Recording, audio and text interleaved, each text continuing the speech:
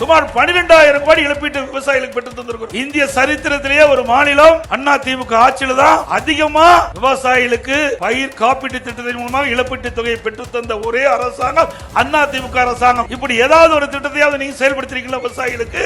அது மட்டும் இல்ல, இன்றைக்கு கஜா புயல், இன்றைக்கு பல்வேறு புயல் வந்தது. அம்மா இருக்கும்போது வந்தது, அம்மா மறைவுக்கு பிறகு வந்தது.